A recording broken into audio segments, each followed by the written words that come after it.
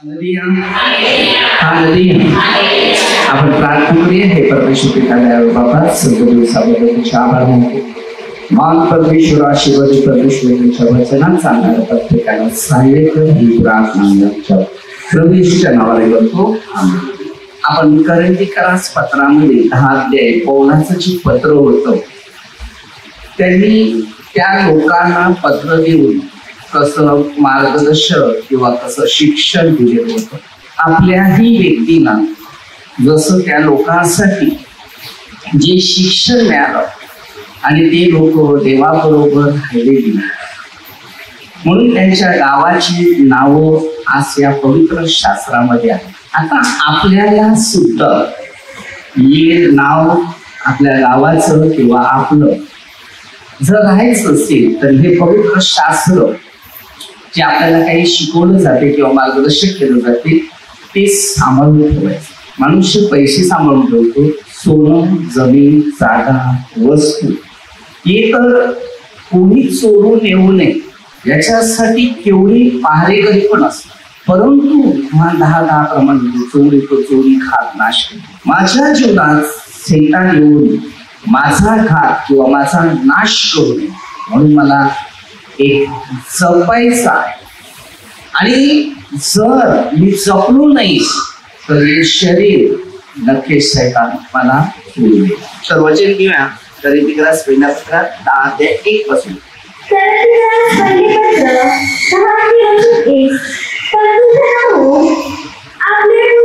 काय सांगते?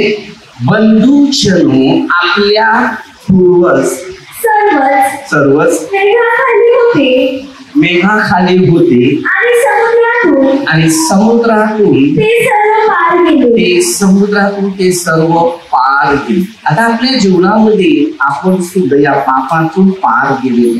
आता देवाजवळ आले तो डोंगा होता म्हणजे पापात आपलं समुद्रात जीवन बरबाद होत. समुद्रात गेले होते पापामध्ये म्हणजे अधोलोक शैतान. तर आपल्या सगळ्यांना एक शिकायचं आहे. तर देवाने ज्या मिस्र देशातून फारूच्या गुलामगिरीतून मोशेच्या द्वारे त्यांना बाहेर काढलं तसं आज प्रभू येशू आणि पौल या गोष्टीचे अनुभव आपल्याला घ्यायचा आहे की प्रभूने पौलाच्या द्वारे काय काय कार्य केले. पहिला मनुष्य प्रार्थनेला येतो विश्वासाने खूप इंटरेस्टिंग असतो. म्हणजे काय विषय सांगू शकत नाही एवढं देवावर प्रेम असते. मग काहीच नको पाहिजे, पैसा नाही धंदा नाही वस्तू काय नाही, माझा आजार का माझी दुःख की माझ्या समस्या पहिल्या दूर झाल्या पाहिजे. तो एक विश्वास देव सांगतो ठीक आहे आता तुझा विश्वास आहे पण त्याच्यातून तुला सुटका देतो. देवाचा शब्द पूर्ण होतो, आपल्याला काही पाहिजे ती मिळते आणि आपण घेतो आणि पुन्हा त्या वस्तूच्याच मागे त्याच्यातून देवाबरोबर आणखी माझ्या जीवनात काहीतरी अद्भुत चमत्कार व्हावे, काहीतरी घडावं त्याच्यासाठी मला देवाबरोबर राहिलं पाहिजे. हा विश्वास माणसाचा नसतो. मेघ आणि समुद्र यांच्याद्वारे मोशेमध्ये त्या सर्वांचा बाप्तिस्मा झाला. त्या सर्वांनी एकाच प्रकारचे आध्यात्मिक आज आपल्या लोकांचा एक बाप्तिस्मा होतो पण आध्यात्मिक सेवन होत नाही. त्याच एका प्रकारे जो आपल्यामध्ये एक बाप्तिस्मा झालेला आहे तर आम्ही आध्यात्मिक बोलतात आध्यात्मिक प्रकारचा बाप्तिस्मा झाला. आध्यात्मिक स्वीकारलं पाहिजे. देवांचं शिक्षण आध्यात्मिक आहे त्यासाठी बाप्तिस्मा. पण आज समाजामध्ये जर बघितलं तर सगळे लोक बाप्तिस्माच्या मागे आहेत आणि बाप्तिस्मा घेतात आणि बाप्तिस्मा घेऊन पुढे जातात. मला खरा बाप्तिस्मा जो आहे तो येशू ख्रिस्ताचाच आहे आणि त्याच बाप्तिस्माच्या द्वारे लोकांची घडण आहे. ती परमेश्वर बाप्तिस्मा म्हणजे स्वीकार करणं, आध्यात्मिक जीवनाचा स्वीकार करणं त्याला बाप्तिस्मा. आता मी आध्यात्मिक माझा बाप्तिस्मा नाही पवित्र आत्म्याने माझा बाप्तिस्मा झाला. बाबुराष्ट्रामध्ये फादर मार्टिन मध्ये माझ्या छातीत आणि माझ्या पोटात मी विश्वासाने प्रभू येशू जवळ गेलो. मला सांगण्यात आलं की जा माझ्या मावशीची मुली तात्याची मुली पोरा जा तू बरा होशील. मला एक प्रार्थनेचा खूप मोठा इंटरेस्ट आवड भरपूर आहे. मी ह्या दृष्टीने गेलो बरा होईल असं आणि माझा विश्वास त्या प्रभू येशूवर भरपूर मोठ्या प्रमाणात होता. आणि सगळ्या पुढे असं बसलेला डायरेक्ट माझं नाव त्याला कसं माहित पडलं. तुम्हाला माहिती आहे माणूस एक शंकावाला असतो ना, नाही काहीतरी माणसा मनात खेळत असते की नाही. कोणाला घामाला तो पुसले, कोणाचं काय काय अशी परिस्थिती आहे शंका सगळ्यामध्ये. अरे तर असं झालं माझ्यासारखे इथे दुसरे कोण असेल एकाच नावाचे भरपूर असतात की नाही का. तर कोणते असेल वारंवार सांगतात, नाव घेऊन सांगतात. शेवटला त्यांनी वसई हा शब्द वापरला. बरोबर. आता मी तुम्हाला तसं सांगतो, कोणाच्या पाठीवरून घाम खाली आला. अरे अशाच प्रकारे त्याला पवित्र आत्म्याच्या सामर्थ्याच्या द्वारे माझ्याविषयी त्यांनी सांगितलं, नाव सुद्धा सांगितलं. शेवट मी सांगितलं दुसरा कोणतरी असेलच ना. अशी माझी प्रेरणा होत गेली. माझ्या लक्षात आलं योहान 14:26 ही माझ्या छातीत आणि माझ्याच पोटात होती. मी जमिनी लोळत होतो. 15 दिवस काम केले. 15 दिवस 15 दिवस काम करायचं. 15 दिवस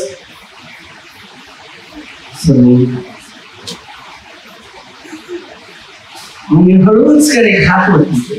तुम्ही पण असेच करतात ना, आहे का नाही. पाठीमागच्या लोकांनी बघू नाही. बरोबर. तुम्हीच बघा फक्त पाठी. ते समोरच होता असा. तर त्याला दिसलं म्हणजे या बाजूने होता हे असे. बरोबर. समोर आहे ना. मी या बाजूला बसले. या बाजूला एक जागा होती. वेदीच्या बाजूला जागा होती. तिकडे बसले आणि मी हात वरती केला. मग सांगतात तो हरली. मग तो परमेश्वराचा जो उत्साह एक अलग झाला. त्यानंतर मी काउन्सिलिंगला जाऊन बसला. विशिष्ट सांगते praise Lord praise Lord praise Lord काय सांगते. हरली. परत हात केला ना ती परत सांगते प्रेज लॉर्ड. तुझ्या जीवनात परमेश्वराने काय काय चांगलं केले ते सांग. मी सांगितलं माझं एकदा ऍक्सिडेंट झाले. मी ट्रेनला जात असताना रिक्षावाला खड्डा वाचवायला गेलं. त्याच्या पाठीमागे जरासं हँडल लागलं आणि त्या इलेक्ट्रिकच्या खांबावर जाऊन मी आदळलो. खरोखर मी तुम्हाला सांगतो, देव जर तुम्हाला सांभाळत असेल ना, ते ऍक्सिडेंट जर तुम्ही बघितलं असतं ना, तर कोण पण सांगेल की तो मेला आहे. मी म्हणून सांगितलं मी गेलाय कधीच देवाच्या घरी. पण आता जे जीवन आहे ना ते फक्त येशूसाठीच माझं हे पृथ्वीचं जीवन आहे. नवीन जन्म योहान 3. इथून जो उडला तिकडे मी 22 मिनिटात वसईवरून इकडे यायचं. आपली 22 मिनिटात पापडीवरून. तेव्हा तिकडे प्रेयर चालायचे. ते पण प्रेयरला होते. तेव्हा लेट व्हायच्या प्रवासात. मला येता 12 वाजून जास्त पण व्हायचं. सगळं वसईमध्ये सगळे झोपून पहा. आणि त्या गाडीची दिशा बघितली. त्यावेळेला माझ्या डोळ्यावर मच्छर पडून मी गॉगल लावतो. आता मी नाव आलेली लोक आता सांगेल हिरो झाला. बरोबर. तो प्रश्न आहे डोळ्याचा. परंतु मी कधी शोला वापरत नाही. मला आवडत. माझा भाचा सांगत होता मामाचं गॉगल का नाही. डोळ्याला इथे होते ऊन आहे, गरमी आहे, टोपी नाही. टोप्या आणून ठेवले तिकडेच. इंटरेस्ट मला भीती वाटते, लोकांनी कोणी निंदा नुसती करावं, स्टायलर बनवून हे मला आवडतं. त्यांनीच दिली.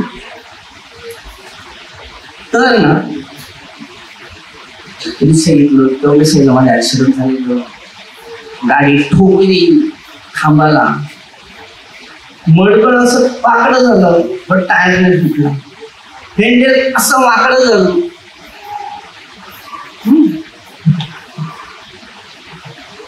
परिस्थितीमध्ये फार मुश्किल. M50 गाडी होती, M50. चीट उलट झाल्याबरोबर मी असा हात ठेवला ना, जणू काय माणूस पडतो ना असं आठवतो ना, तसा त्या खांबाला, आणि त्या खांबाला मी असा हात लावला. जसं काय हळूच कमी हात ठेवलाय, मला काहीच माहिती नाही पडलं ते काय झालं. पेट्रोल सांडलं. त्याच्यानंतर एक माणूस आला, दोघे तिघे असे. त्या अगोदर एक बाई आली. इकडे घरदार नाही, घर तर थोडं लांब होत, आणि ती कोण नाही. आणि ती बाई साधारण सफेद कपडे होते तिच्या. मला सांगते, मुला तू कुठे गेले? मी सगळं मी प्रेयरला गेलेलो, म्हणून देवाने तुला वाचवलं. तू इकडे राहा सांगते, जाऊ नको. समजा नाही, माझी आई वाढत होती, माझा मित्र बाजूला आहे, नातेवाईक पण बाजूला आहे. तुम्ही रात्री कोणाच्या घरी नाही जात, मी कोणाकडे राहत नाही. त्याच्यानंतर ती एक झोपडं होतं, तिकडे माणसं होती ती आहे. कसं तरी करून हँडल मी सिद्ध केलं एका गाडी. दोनदा माझ्या गाडीचे ऍक्सिडेंट झाले ना, एक फॅशन करून ती गाडी मोठी गाडी होती, सगळ्यांनी छोटी होती. त्याच्यातून मला ना हँडल सिद्ध नव्हतं. 2 वेळा माझ्या ऍक्सिडेंट मध्ये कसे झाले, आणि हँडल मी सिद्ध केलं. तू सगळे थांब, मी एक करतो. तो चालवला गेला, तो परत कटरा दिवस चालवता येत नाही, तर चालवत परत. आता मला जायचंय कुठे, रात्रीचे 12 वाजता झाले. मग बघतो ते काही नाही मला झालं, जरास पॅनला जरासा थोडासा खर्च आणि काही तुमचं फोकस बिकस सगळं कुठलं. मग गाडी स्टार्ट करून बघितली तर लाईट भेटते, बांधा पेट्रोल फक्त ते आहे. गाडी घेतली आणि निघालो. मी पोचलो घरी, दाखवतो भाऊ लवकर उठले. जरा लाईट पहिली बंद कर, मग घरात एक चादर शेती घेऊन ये. आई आहे ना ती जागी असेल, मी येईपर्यंत. मग आल्यानंतर मी जेवायचं, म्हणजे मी स्वतःच घ्यायचं जेवण. त्यावेळेला चादर घेतली, ठेवली, आणि बोलून माझा ऍक्सिडेंट झाला. त्याला रोचूक सांगितलं, बोलून घाबरलो. आणि सकाळी उठलो होतं, देवळात जायचं. उठलो आणि गाडी मेकॅनिकल देऊन देऊ, मला फोकस बिकस लावून दे. मडकं एकदम सिद्ध केलेलं, काही नाही झाला. खर्च कमी, काहीच नाही, व्यवस्थित आली. आणि मी जसा होता तसा कोणालाच माहिती हरली आहे. झालेले तो देव सांभाळणार. कधी पण आपण काळजी येतो, समस्या येतात, दुःख येतात, संकट येतात, निराशा येतात, पण घाबरायचं नाही त्याच्यामध्ये. की संकटातूनच पुढे जायला लागतं, कारण असा माणूस पुढे जात नाही. नुसती सत्काराने त्याचा सन्मान करणं, मौज मजेमध्ये जीवन जगणं असं होत नाही. तर मी त्यांना सगळ्या गोष्टी सांगितल्या. तर मला सांगतो वाटलं, बऱ्याच सांगितलं, एक साक्ष नाही, बऱ्याच साक्ष सांगितलं. आणि तुम्हाला बोलला ना की माझ्या जीवनात जे देवाने एवढे चमत्कार केले.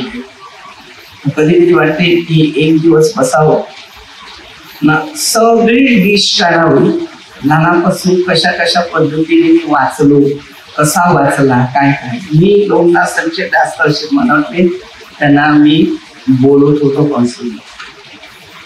त्याच्यानंतर ना माझी काउन्सिलिंग झाली. त्याच्यानंतर दुसऱ्या दिवशी मी पाप कबूल करायला फादरच्या समोर तिकडे गेलो आणि मी माझं पाप मी बाहेर देशात सगळं साफ केलं. कधी पाप मनात ठेवू नये, मनात धरून ठेवू नये. धरला तो मनुष्य सुधारणा होत नाही. तर त्याचं मन कसं बदलावं ते आपण शिकायचं. पाप कबूल केला, पश्चाताप करतो, पश्चाताप करतो, सगळ्या गोष्टीचा पश्चाताप आणि क्लिअर झालं, एकदम फ्रेश मन हलकं झालं. रोज झोपता उठता निसता तसं 4 मनन चिंतन करा, पश्चाताप करा, कबुली करा, फ्री व्हा, फ्री मन व्हा. माणसाबरोबर फ्री होऊन जा, माणसाबरोबर फ्री नाही, देवाबरोबर. पश्चाताप, तयारी, अभिषेक, आशीर्वाद, अद्भुत गोष्टी, ज्ञान, दान, वरदान, या सगळ्या गोष्टी आपल्या सगळ्यांच्या जीवनात आल्या पाहिजे. देवाच्या वचनाचं पालन केलेलं असेल तर दुःख पण आली पाहिजे. देवापासून सुख आणि दुःखच दोन्ही घेतले आणि त्याच्यातून जो खरं शिक्षण मिळते, Yohan 16:20 प्रमाणे दुःख येते, दुःखच तुम्हाला आनंद करील. आणि तिथून जो आनंद देवाचा राहील तो भविष्यात कशात राहील हे मला शिकायला मिळालं. मी शिकलो. मी जे सेवा करायला लागलेला ना आजपर्यंत करतो ना, तर ह्याच्यामध्ये कधी सन्मान सत्कार नाही होत. सगळ्या गोष्टीमध्ये दुःखच आहे, पण मी त्याच्यात समाधान. माझा हेतू, माझे विचार आणि माझं गुण हे फक्त मी चांगलंच करायचं हेतूने जातो आणि मी चांगलं करतो. भले लोकांनी काय करायचं ते करू दे, त्याचं काम त्यांनी करावं का, माझी ड्युटी मला देवाने चांगलं करा दिले करा, यांना वाईट करायला दिले त्यांनी करू दे, त्याचा प्रश्न आहे. देव सगळ्यांचा धडा घेईलच. हारूचं मन कठोर केलेलं होतं, मोशेचं मन नम्र केलेलं होतं. दोघांमध्ये देवाने सगळ्या गोष्टी बनवलेल्या होत्या. शेवटी विजयाचं चित्र आहे देव, आणि देवच आपल्या सगळ्यांच्या प्रश्नाचं उत्तर देण्यासाठी समर्थ आहे. म्हणून आपल्या सगळ्यांना एक विश्वासात, वचनात, नियमात आणि मार्गात चालायचं काम केलं. आणि जसं तुम्ही त्या वचनाने शिक्षणाने चालले तर देव तुमच्या जोडीला नक्कीच असतात. तुमचं एक वचन घेऊ.